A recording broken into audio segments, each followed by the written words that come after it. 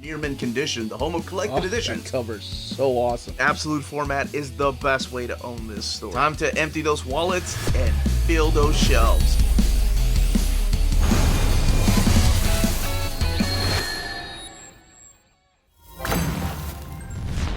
How's it going, all you minties? Uncanny Omar here from Near Mint Condition, the home of collected editions. And it is that time of the week where we take an advanced look at all of these collected editions coming out from Marvel Comics. So, let's go ahead and get started.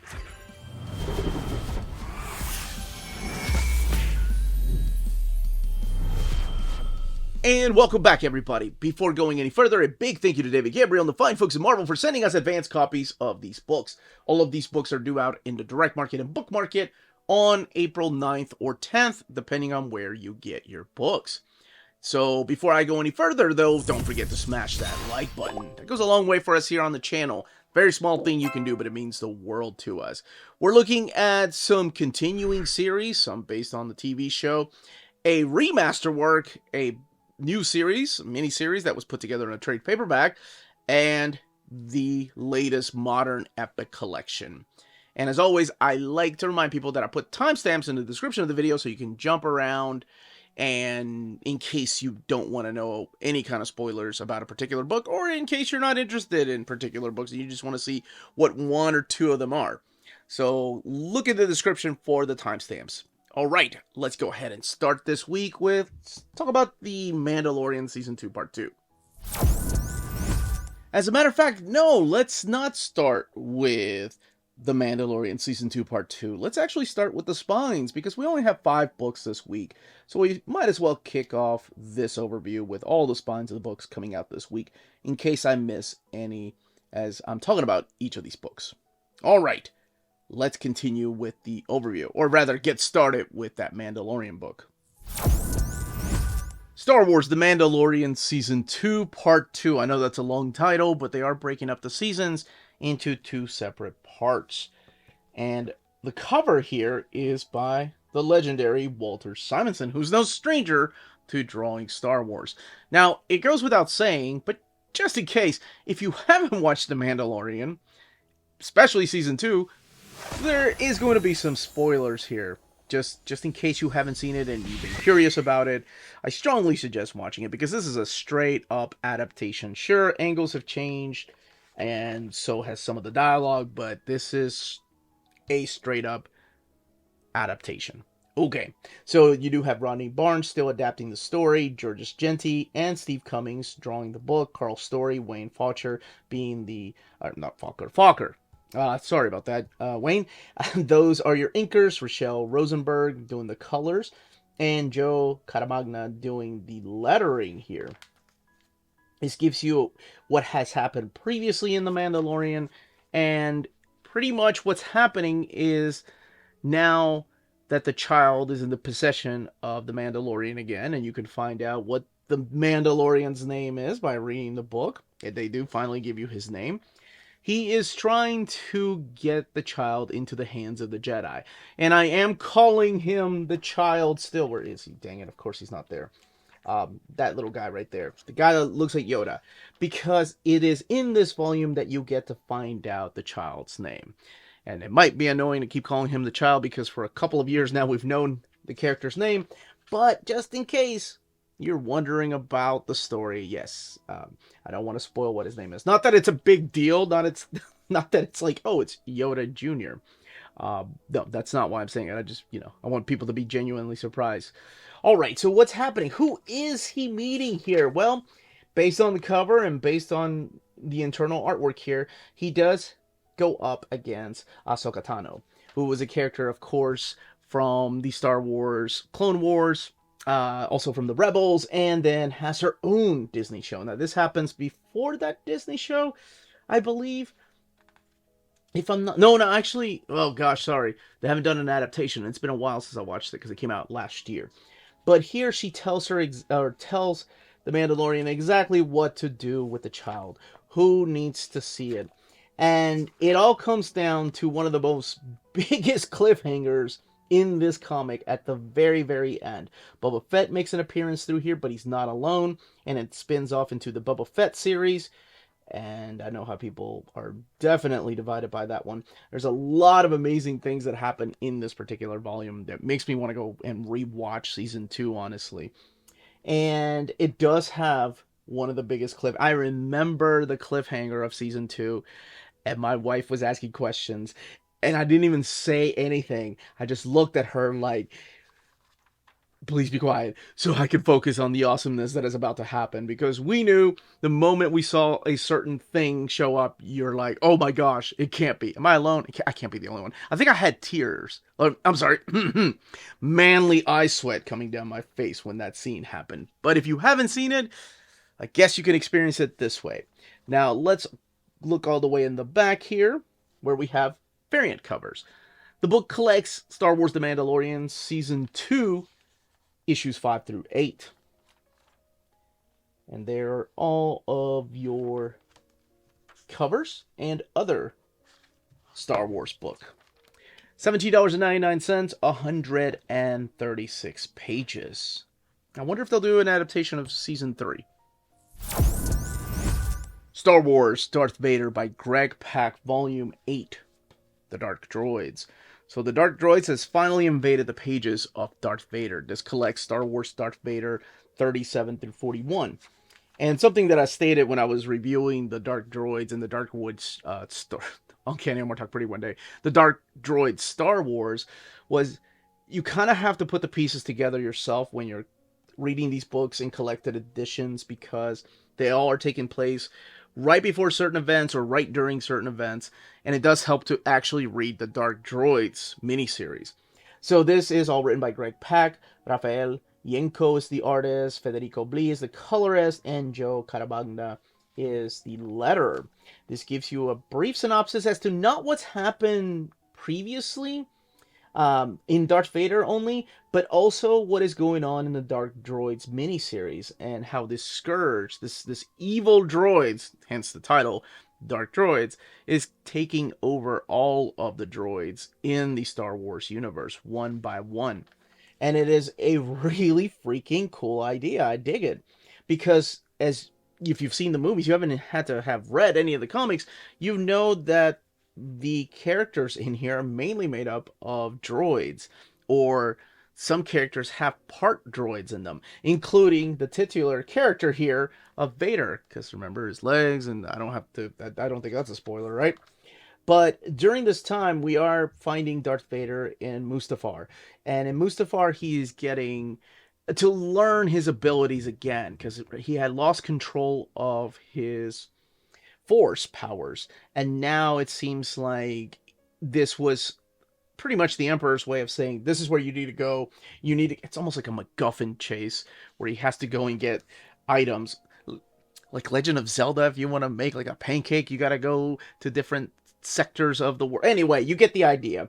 And that's what he's doing down here.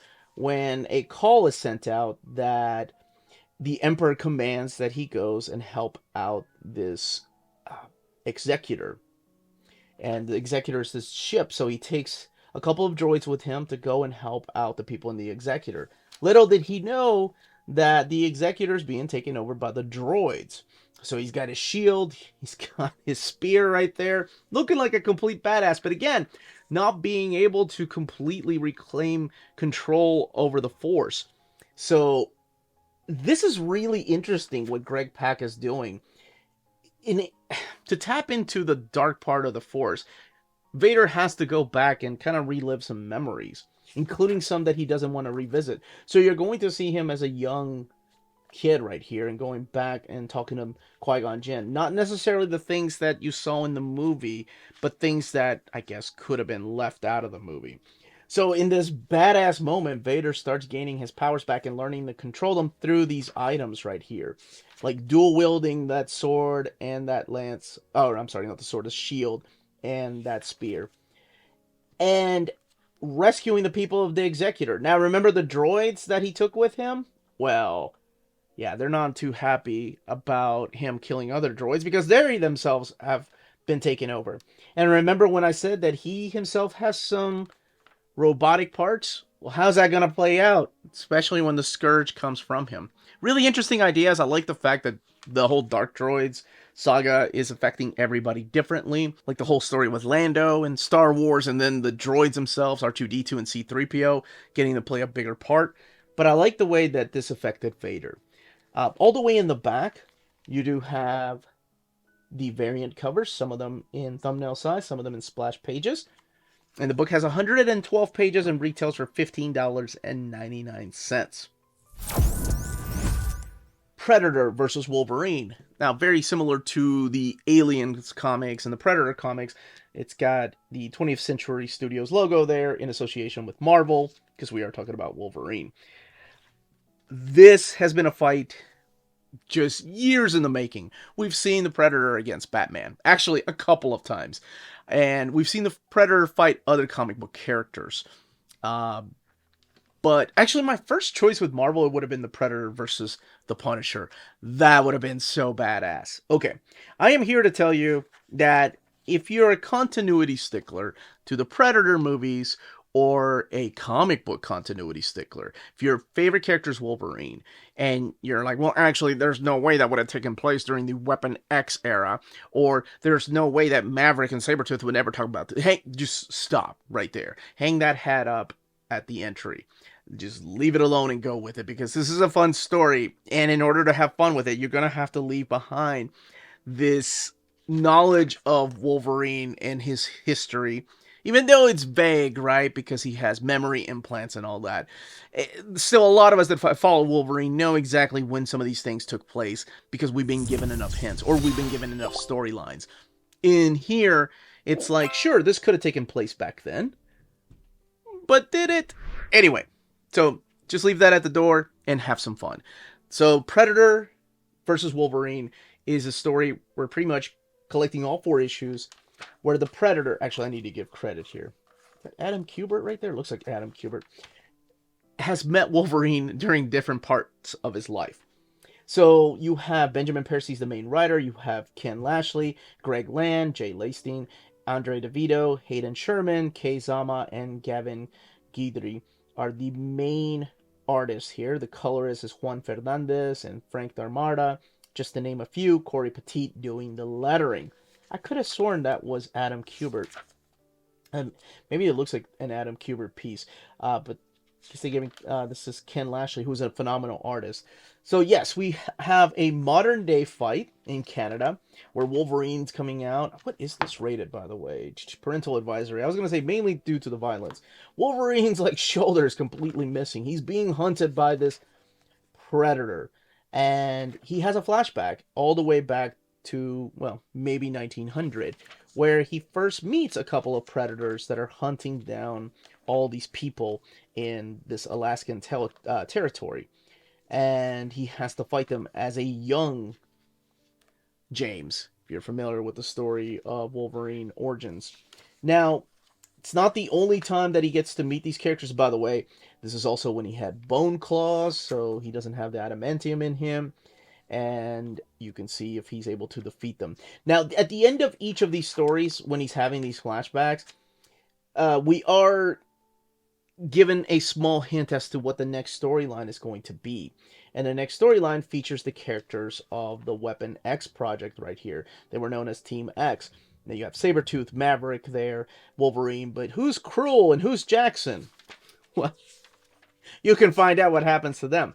But you keep going to the present day in Canada, where he's fighting the Predator, and then you have the flashback where you have Team X here fighting a bunch of Predators, not just one. And you can find out how that ends. And then the next story arc is the Weapon X project. So this takes us back to, of course, the classic Weapon X project, where the adamantium went into his bones and where he was given all kinds of trials to become the killer that he is. But in here, they sneak in the idea that maybe the Predator snuck in there and try to fight him. And you get to know exactly a little bit more about how he got into the fight with the Predator in present day. There's another storyline here that takes place in Japan in the past. And this one features a team up against the Predator. And then a flashback in the 4th issue to where he was at the Xavier Institute for Gifted Youngsters back during the era of I guess I want to say issues 175. But we do have Artie and or no, these are not Artie and Leech. Sorry, these are other mutants. I want to say about 175, like around the From the Ashes era, all the way to about 200, where they state that perhaps there was a predator that attacked the mansion. Now that's all I will say about it. Like I said, just leave the actualies at the door and have some fun with it, because that's all this is. It's just two ruthless killers after each other during different timelines or during different eras of Wolverine's life. In the back, you have some thumbnail sketches, right? Or I'm sorry, thumbnail size covers, and that is actually badass right there. And a splash cover. And then, of course, the regular covers in between the chapters. All 4 issues are collected in here. 128 pages, and the book retails for $19.99.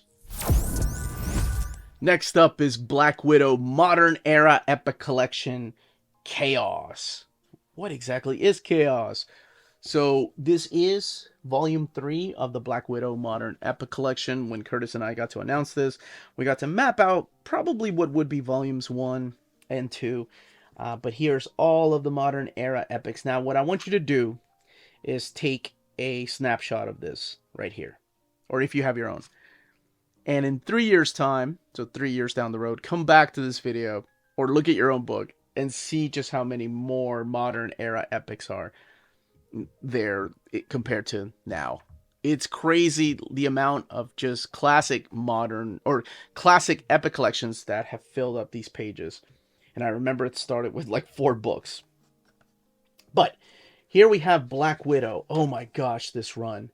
There is a reason why Wolverine and Predator didn't get my seal of approval. Because if I had to pick one book this week, you damn right it would be this one right here. Black Widow by Nathan Edmondson is freaking amazing. I love this run. I wish this had been collected in an omnibus format, in a modern omnibus format, and I'm still hoping one day it will be, because I just love Phil Noto's artwork here. So you can see Nathan Edmondson is the main writer, Phil Noto is the main artist, but there is artwork here by Mitch Gerards, who does the artwork in The Punisher issue number 9. That's during the Nathan Edmondson run. Clayton Cowles does the lettering, and Corey Petit doing the lettering for The Punisher right there. And everything else is Phil Noto and freaking Nathan Edmondson. This is all part of the all-new Marvel Now, and we got a little bit of the story of what it was going to be about in the all-new Marvel Now .1. So this does collect material from that, and it collects the 2014 Black Widow series 1 through 20, and issue number 9 of the 2014 Punisher series. The book has 472 pages and retails for $44.99. So I mentioned Phil Noto's doing the artwork for the entire book, and he does. And there's some amazing imagery through here. You know, up until Mark Waid's run, I thought this was my favorite Black Widow run, but it was really hard to choose. And then Kelly Thompson came around, and I was like, oh, actually, no, her run is freaking awesome, too. Black Widow's had a lot of good stories in modern era. So what exactly is going on through these pages? Well, at the very beginning, the series starts following Natasha, and she's pretty much having her redemption arc.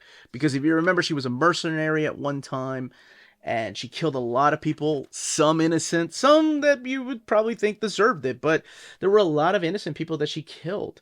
So what she does to atone for her sins of the past is she gets hired to do mercenary jobs, and in order to finance this web of trust and funds, that you end up finding out that she's supporting her past victims.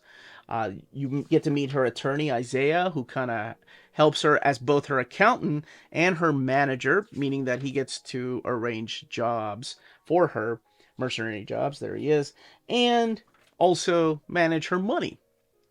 And it is really interesting where it takes her.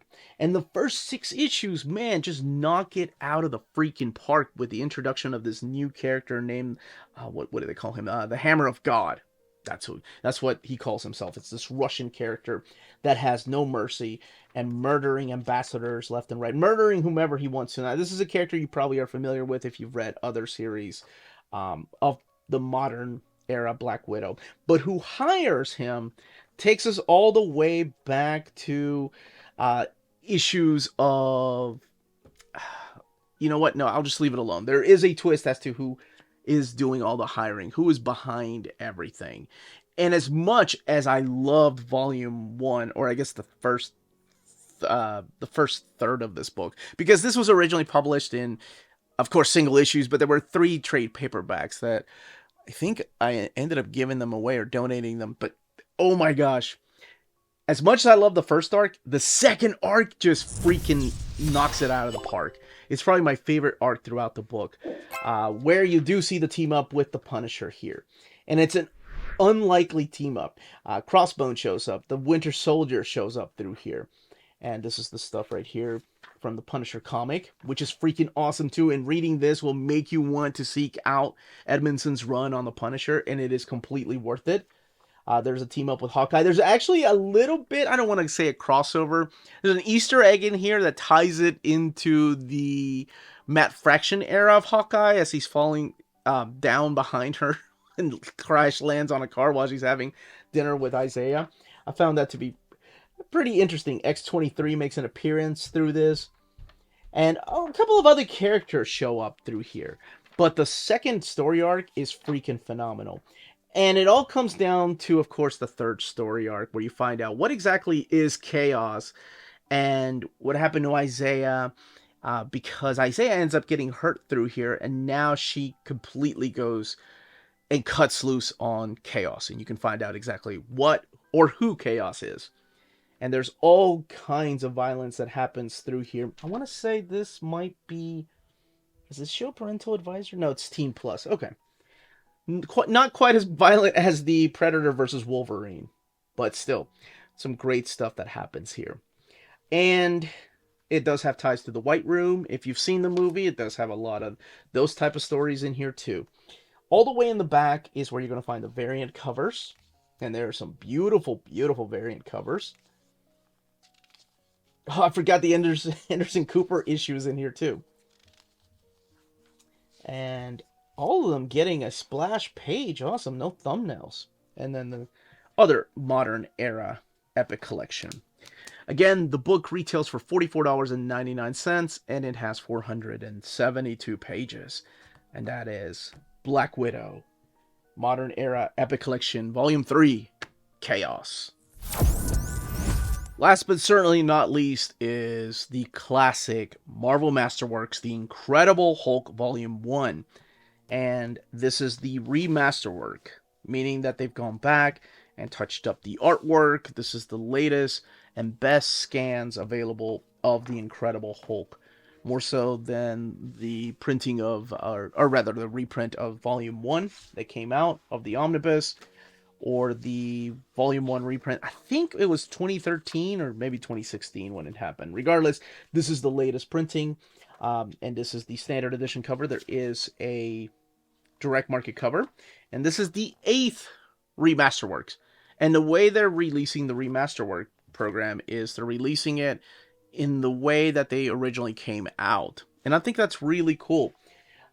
So you do have your table of contents here, and of course your credits. Let's talk about the credits. Stan Lee, Jack Kirby, but Steve Ditko coming in for the final issue collected in here. Your inkers are Paul Raymond, Steve Ditko, and Dick Ayers. The lettering is by Art Simic. And then the colorist, unfortunately, is uncredited because they weren't crediting colorists back then. Here's your table of contents with an introduction by Stan Lee, talking about the ever-popular idea of man versus monster and how he wanted to make a new type of character for Marvel Comics, but he wanted to borrow heavily because he loved The Thing, and also loved the monster books that him and Kirby worked on together, or him and Steve Ditko worked on together. So they threw this idea of, how about a, like, Dr. Jekyll, Mr. Hyde type of scenario, where the Doctor becomes the creature. So this collects the Incredible Hulk issues 1 through 6. The retail price of this is $75, and that is something to note because the book only has 200 pages. It is the thinnest or slimmest of the Marvel Masterworks, but it's also got more paper, or more pages, not more paper, well, yeah, I guess technically it does, more pages than the previous printing, because we have a couple of more extras. And again, the newly restored artwork here. So the story of the Incredible Hulk is one that probably people are familiar with, but just in case you're not, I'm going to talk a little bit about what's collected in here. So you get to meet Bruce Banner, you get to meet this general right here, this loudmouth named General Thunderbolt Ross. You get to see him rescue Rick Jones, and there's Betty right there, who is General Ross's daughter, so that is Betty Ross. And what ends up happening is that they're doing a gamma radiation bomb test, and this kid who made a bet, Rick Jones, who will become probably one of the most important people in Marvel Comics, decides, yeah, I'll take that bet. I'll ride out there. No one's going to kick me out. But little did he know that he put Dr. Bruce Banner's life in danger. So when the gamma bomb goes off, it doesn't kill Bruce Banner, but instead, at nighttime, he turns into this creature that the soldiers will call the Hulk. And I think this is the first time, yes, right here, fan out, we've got to find that Hulk, and thus a name is given to Bruce Banner's other self, a name which is destined to become immortal, and that's fact.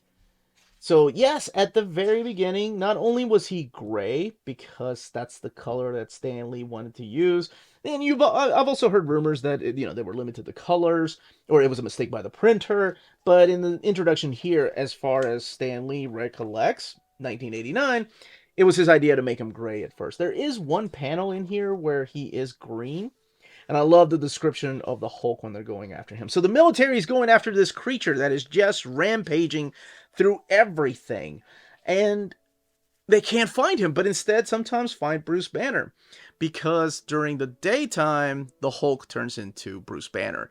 So not only was the color different, but so were his powers and his abilities, and when he's able to turn into the Hulk.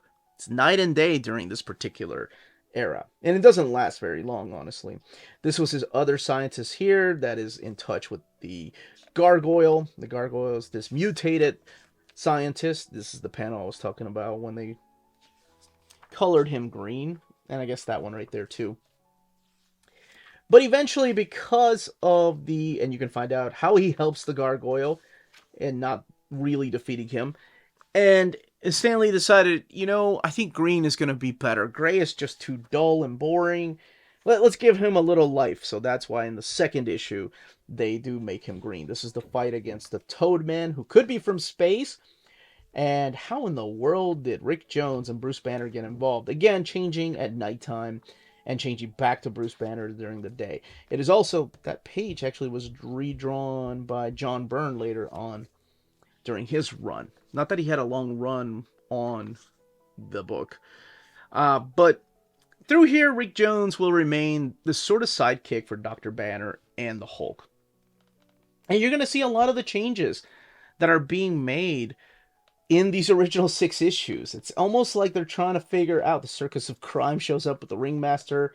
Tyrannus shows up, I think, in the 4th issue, if I'm not mistaken, who will become a big baddie for the character of the Hulk later on. No, it's not. It's Mongu that comes into the... so I guess Tyrannus is actually the 5th issue. Yes, this guy right here. And this, of course, classic Jack Kirby artwork. I think that's the cover they used for the Epic Collection. So this has been collected in omnibus format. It has been collected before in a Marvel Masterwork. And it has been collected in a Mighty Marvel Masterworks and an Epic Collection. But this is the best restoration as far as the artwork and colors to this day, because we are talking about the remaster work. So as I was saying, in here you're going to see the many changes that the character goes through in just 6 issues. Like Stan Lee and Jack Kirby were trying to figure out exactly what to do with the character, where he turns into the Hulk at night, and then the sun goes down, and when the sun comes back up, he reverts back to his human self. And you'll also see him learn to use his powers, like how to jump really high, to kind of learn or gain the ability to fly. But he doesn't fly. It's just that he's got so much leg muscles that he propels himself high enough in the air.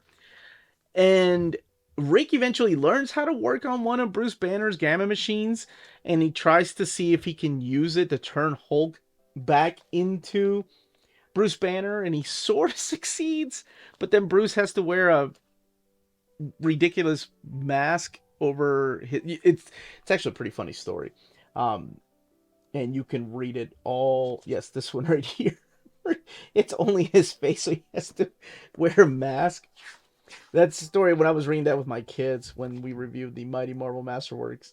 I've forgotten how ridiculous some of these stories are, but they were a lot of fun. I mean, this is that Silver Age era where they were still learning things about the characters. And this is the fight against the Metal Master, which is drawn by the legendary Steve Ditko. So Steve Ditko's Hulk and Bruce Banner are just a little bit different than Jack Kirby's Hulk and Bruce Banner. And another thing you're going to note is during this time, he's able to talk. Like, his personality isn't like Hulk smash. Not yet. That doesn't happen right away. That comes through time.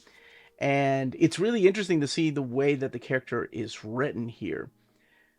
Now, after issue number 6, it seems like the series just wasn't that popular. But it does continue in other Marvel Comics, which will be in the second volume here. Here's the Origins of Marvel Comics introduction by Stan Lee, talking about the character of the Hulk. This is the introduction from the Incredible Hulk Omnibus Volume 1 by the legend Peter David, the house ad. So let's look and see what's new here.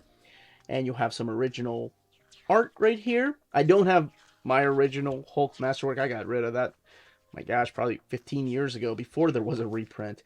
Steve Ditko's original art, and then Marvel Tales Annual Number 1 cover by Steve Ditko and Jack Kirby and Sol Brodsky. And Marvel Tales, these were extra size annual formats, and they reprinted some of the comics that were coming out at the time. Incredible Hulk, Beauty and the Behemoth. This is a 1998 trade paperback by Michael Higgins. And that did, I think that one actually reprint issue number 1, Incredible Hulk Transformations, which reprints issue number 3, among others. This one also reprints issue number 3, Transformations trade paperback 2nd edition. The Essential Hulk Volume 1, the front cover and the back cover by Bruce Timm. And Fantastic First, which has the Incredible Hulk one in it. Incredible Hulk Omnibus Volume 1 cover by Alex Ross. And then the Wizard Ace edition from 2003, and that is by Andy Kubert. And the Mighty Marvel Masterworks. So some of this stuff is new back here. And Marvel Masterworks Incredible Hulk Volume 1 trade paperback. The biographies on Stan Lee, Jack Kirby, and Steve Ditko all the way in the back. And then other Marvel Masterworks. Again, comes with a dust jacket. $75. And that, as they say, is that. If you're interested in purchasing any of these books, don't forget to check out our sponsor, cheapgraphicnovels.com, your online home for graphic novels and collected editions up to 50% off cover price. They have excellent shipping and prompt and helpful service. Check out their bargain deals for up to 90% off cover price. And don't forget that CGN also takes pre-orders. That way you don't miss out on the hottest releases. And they are currently running a special promotion for you Minties. If you're a first-time customer, after receiving your order confirmation email, reply back to that email and let them know Near Mint Condition sent you their way. They will then apply a free shipping promotional credit to your next order in the US. Cheap Graphic Novels, your source for the hottest books with the kind of deep discount, quality shipping, and customer service that will keep you coming back for more. And that was the content, the page count, and that was the content and page count of each of these books. Let me know in the comments down below which ones you're picking up, which ones you're hoping they'll collect into an omnibus edition, like a modern Black Widow omnibus, and of course which ones you've read and what you thought of the series. Leave those comments down below, any questions down below. Don't forget to smash that like button. That's it for me, everyone. Stay healthy and safe out there. Much love.